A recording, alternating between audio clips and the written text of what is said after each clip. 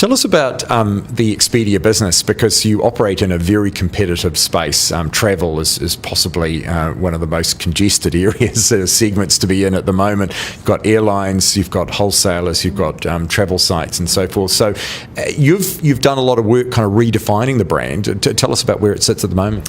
Yeah, sure. So we're known globally as the world's largest online travel agent.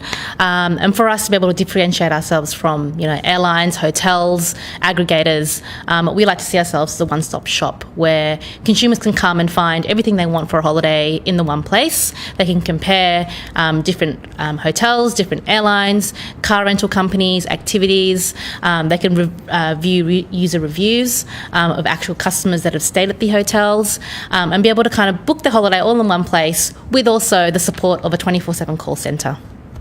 So the model is about engagement, and you've been through an interesting brand transition. Tell us about what you've attempted to do in terms of perhaps repositioning Expedia in the marketplace and some of the ways that you've gone about trying to achieve that. Yeah, so we understand that every traveller and every reason for travelling is unique.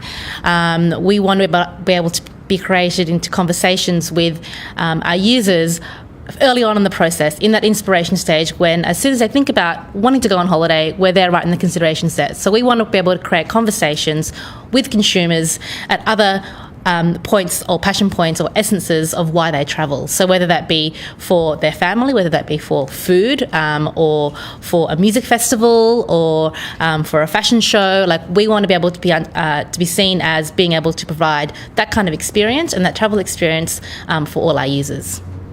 What did your insights tell you about what people are looking for when they interact with a company like Expedia? So I think they're looking for really, the one-stop shop. They're also looking for a little bit of inspiration. We like to use social media, all our blog content, all our video content as ways to give people a daily dose of travel inspiration. And that keeps travel at the forefront of their mind. It keeps the brand at the forefront of their conversations when talking about travel. And it also allows them to kind of, get an inkling for where they could possibly go next. When they see a beautiful picture of the Maldives on the Monday morning, it takes them away, gives them a little bit of dose of inspiration for about 5 minutes and keeps that kind of motivation going for travel. So you've really embraced social media, and in your presentation today, you talked about this evolution of thinking around social media. Just explain those different transition points that social media has gone through and where you think it's sitting at the moment. Yeah, sure. So we've seen it evolve from I call the age of worship, the beginning of kind of 2008, 2009, when we saw brands really just set up pages as a way of a homage to their brand, and as a way for their users to find them on Facebook or on Twitter, just to kind of create envy and desire. That's kind of moved on towards the engagement aspect, which I call the entertainment age, where brands are using things like humour, videos, stories in order to kind of engage and create conversations about their brand. Now where I see it's heading is the age of the value exchange, where consumers want to get involved. They want to be able to get something of value from that follow or from that like, and brands need to respond to that in giving them helpful advice, giving them blog tips, giving them more video content that's going to help them along their journey or their travel journey of being able to kind of think about where I want to go for holidays, and then link that back to the brand proposition, which is obviously to go and book on the site. So it's more than just Facebook likes. Oh, absolutely. I think it's always been more than Facebook likes, and it takes a little bit of adjustment for a business to understand that a number like a Facebook fan like isn't always going to be the most important thing. A business is a business. It needs to make revenue, and social media needs to prove that revenue is going to come in. One of the biggest challenges that we have at Expedia is understanding where that investment turns into a return, and whether social can build upon the steps that allow that user to gradually transition into becoming a lifetime and loyal paying customer. So how much do you think the brand has changed or evolved to reflect that transition in social media? How much is it reflecting where social media is moving towards, say, compared to where Expedia was at, say, 5 years ago? 5 years ago, we were an unknown brand in New Zealand. We just entered the market. We had to build a name for ourselves, and we really, at the beginning, just to compete against our competitors like House of Travel or Flight Centre or Webjet, we were just competing purely on price. But we realised that wasn't always going to be the way to attract the best customers, because you'd attract a customer but wouldn't make them loyal. So for us to be able to kind of engage a customer ongoing to make them more loyal to us, we need to give them something more value, and that value could be content, and that value could be an exclusive deal, or it could be the fact that we have the best customer service, or it could be the fact that we have the best range in hotels. So I think moving forward, social allows us to kind of project our personality into those little other dimensions of the brand, over and above just price and functionality of the website. So how would you characterise that relationship with your customers? Do you want it to be a personal relationship? Absolutely. I think every customer that transacts on the site, is personal, because they go through from an inspiration stage, travelling through to the site to kind of make their booking.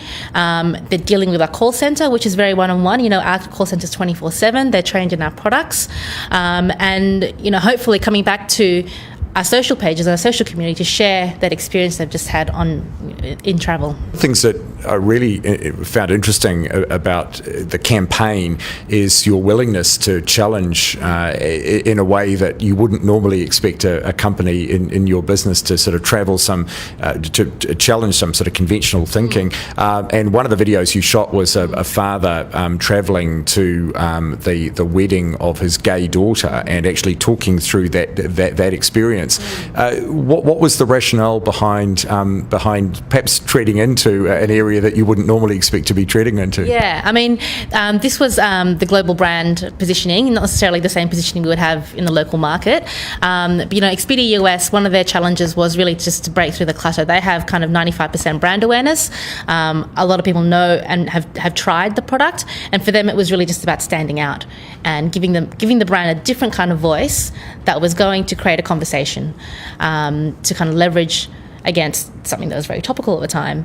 So the brand's challenges really manifested into this story, and creating a travel story that was personally unique to that father, but tying it back to the reasons of why we travel and the passions of why we travel.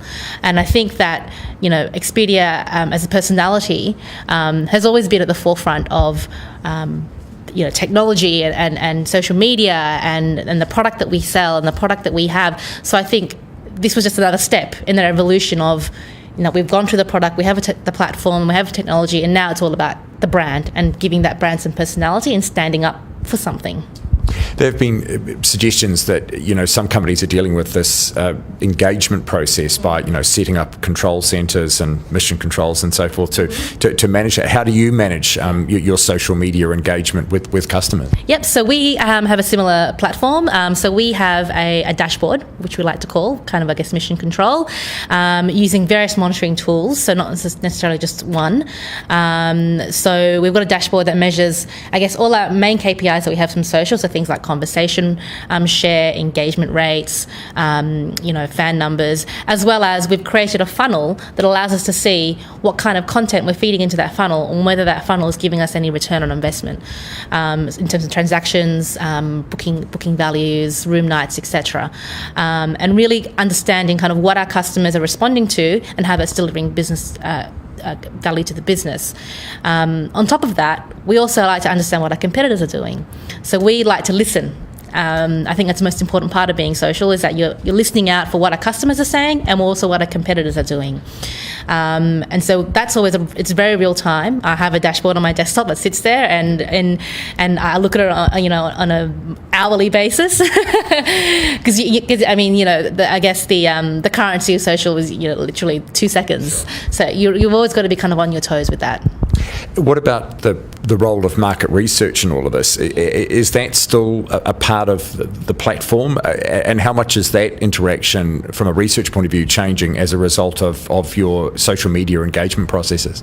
Yeah, so market research is really important for us, particularly we do it on a yearly basis, understanding kind of where the brand has gone from and where we want to get to, and then kind of what it is that's important to us right now from a business perspective in terms of driving transactions and revenue, and also what's important from a brand perspective in terms of how do we drive higher brand awareness, better brand perception, considerations, and that's kind of where the social media piece will lie. And we want to be able to understand how our users are evolving with their use of social with regards to travel, and how we can tie that back into driving transactions and sales. So as an example, we know that a traveller will plan a holiday in advance, probably 3 months in advance. So we want to be able to be delivering them the right messages at the right time, 3 months in advance. So if we know that they're going to be booking an Asia holiday in the next 3 months, let's hit them with some stuff for Asia, where to go in Asia, give them some inspiration. And that by the time that the Asia sale hits, then they've kind of been accustomed to that messaging, that we've seeded the thought, and then they're going to be more likely to go there and to go to us for that holiday. How much do you see a difference across the demographics in the way this is changing? Definitely. It's very interesting because our user base is quite varied, but we target a niche audience, which we call NEOs, which is new economic orders. And they're literally just people who will spend more, who like to plan their own holidays, who will plan holidays for other people, who are more likely to buy online. And they're a very select group of people. And we use them to influence our revolvers, which we call kind of the next segment, which hopefully then go out to the mass market to be able to tell the word about Expedia. So for us, the NEOs is not necessarily age dependent. It's a behavioural targeting that we use. So we see a wide range of people. However, we see a lot of older people starting to use online booking systems. So getting familiar with transacting online, providing credit cards online, getting tickets online, etc. So we've kind of seen that segment grow a little bit. And you will expect to see social media just continue to grow exponentially from this point? Oh, absolutely. I mean, for us, social media is a long-term commitment. It's a long road. It's not kind of a one-time campaign that you do and then you walk away from it. It's important for us, not just from a brand point of view, but from a customer service point of view, in being able to project our brand personality, in driving education as well about our products. We also use it as a way to kind of let our customers know about what's happening in the industry. So if there's a crisis or an earthquake or a volcano eruption, we use it as a way to keep people updated about what's happening with their flights and their hotels. So for us, it's not just a medium just to sell or to engage. It's kind of everything that the business encompasses, and it allows us to really kind of project our personality onto that. So you really embrace that thinking that it's no longer about the stuff you make, it's the stories you tell. Absolutely. And Expedia's got very interesting stories to tell, and everyone has their own story to tell about their travel, and we try to encourage that our user storytelling through different kind of promotions and campaigns on social, so that we then become part of that story as well.